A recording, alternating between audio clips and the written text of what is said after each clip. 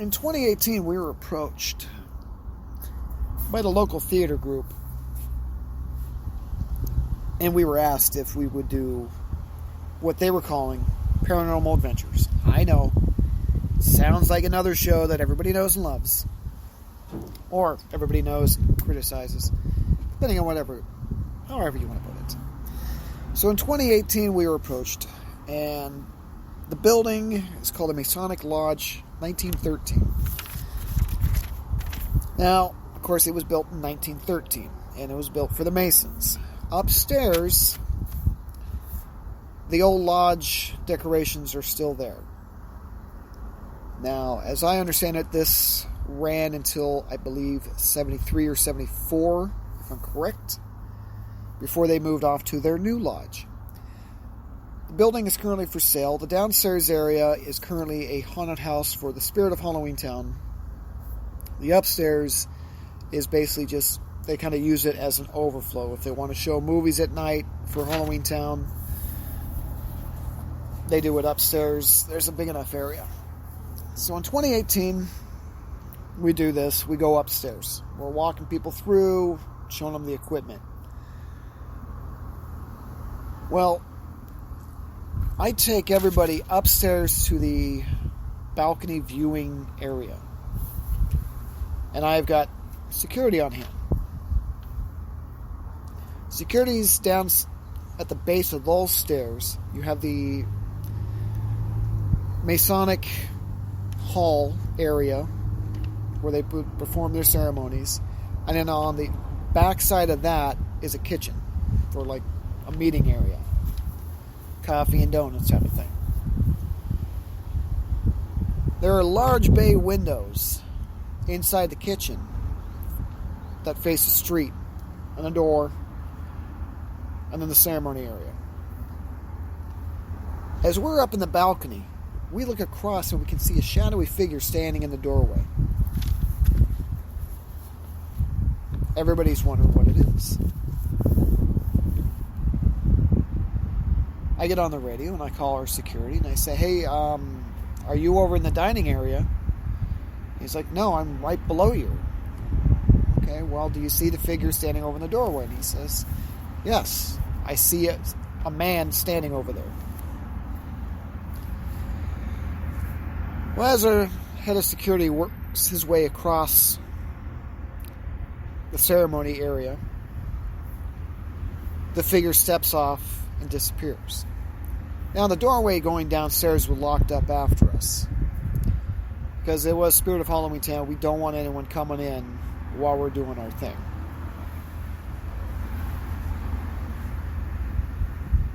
So the figure disappears. He does a circuit. Looks for anybody that's possibly upstairs in the stairwell. Can't find anybody. I bring everybody down. We wrap up. We do a spirit session inside the ceremony area. We all proceed over towards the dining area, kind of doing our business. And people look back, and they're like, that figure is back, and it's across the hallway from us. Again, I send security over. We're not finding anybody.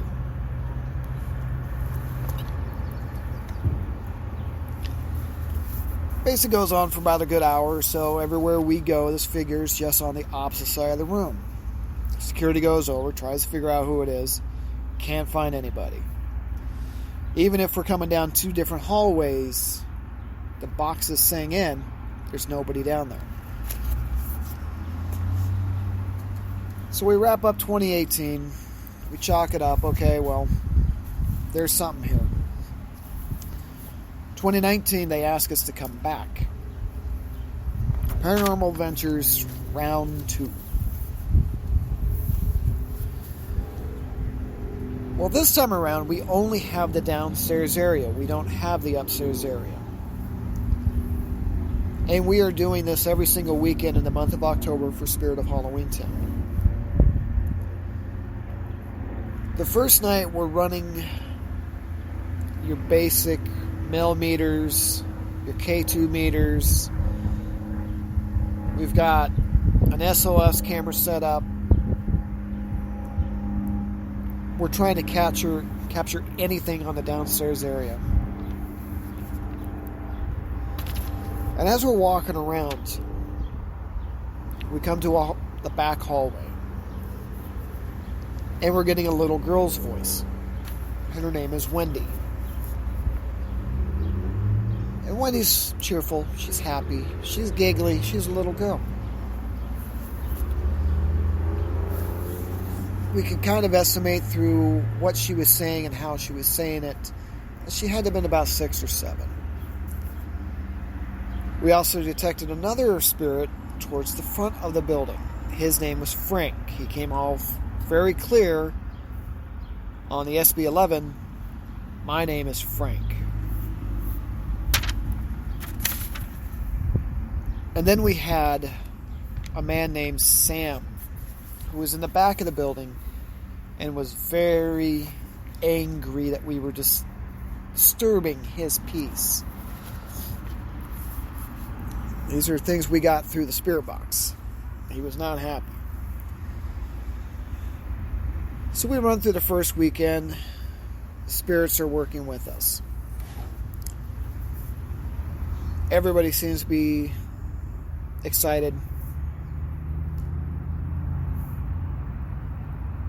Towards the end of our run is when things really started to pick up.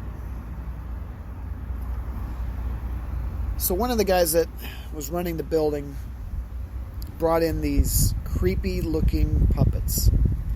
And he put them up on stage. He goes, "These look kind of creepy. I'm going to put them up here and see if anything happens." Okay. Anything to help out with a little bit of ambiance, but the spirits are hit and miss on this night.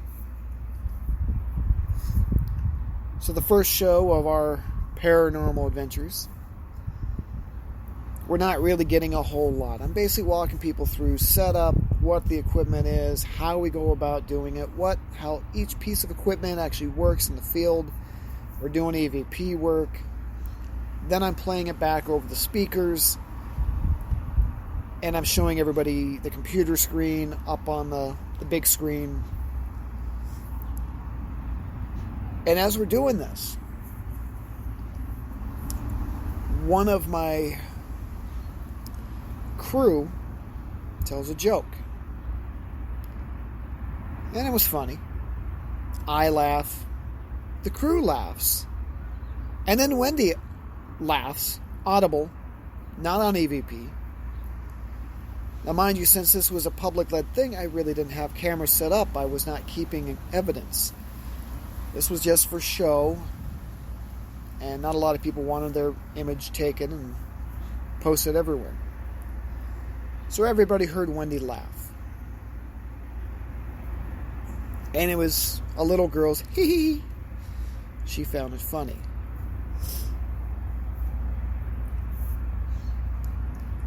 So we thanked her for talking to us.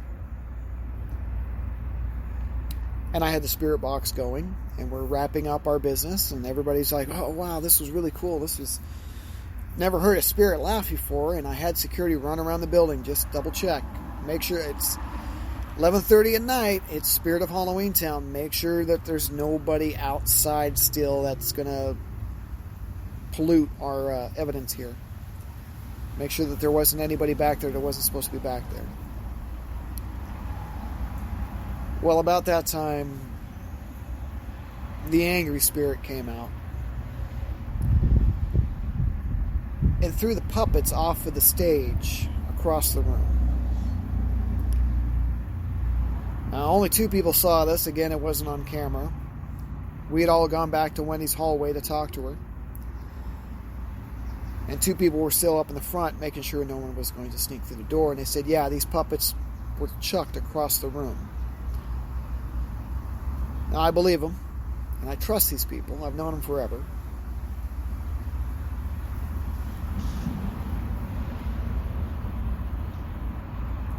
Now, the interesting thing is that space right now is currently a haunted house. 2020 Spirit of Halloween Town.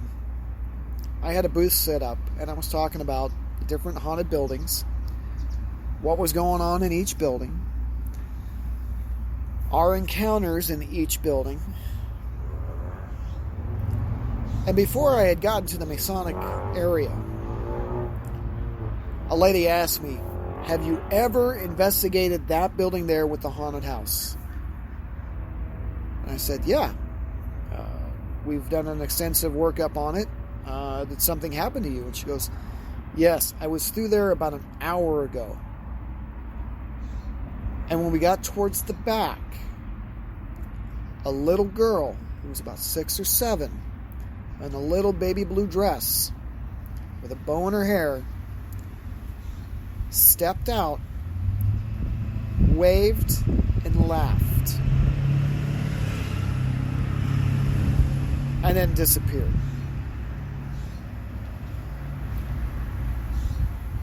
Well, now I know the guy that was running the haunted house. And I know some of the people that were working the haunted house.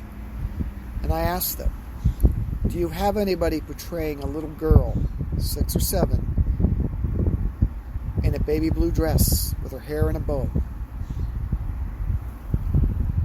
And they all looked at me and they all said the same thing. "No, we have adult actors. We don't have kids working in here." After that, I told everyone that was coming through and listening to my stories that if you go through the haunted house, be sure to say hi to Frank and Wendy. Now, Frank, I'll close the story out with this little bit. There was a pleasure barge that was pushed up and down the river. I believe it was 1932. It was leaving from Portland, going to Astoria, then being pushed back. The barge itself had basic power that was hooked up to the tug behind it. Well, it was a dark and stormy night. Fog had settled in, and another tug had run headlong into it. The people who had survived the sinking of the Swan had swam back either to St. Helens or Sobeys Island. People were mustered out to help with the rescues and the retrieval of the dead. The people who had lived were brought into the building next door, which is now the 2C's building. At the time, it was the Pythian Hall. The dead were taken to the Masonic Lodge, because that is where E.A. Ross had his mortuary set up. And one of those dead, his name was Frank.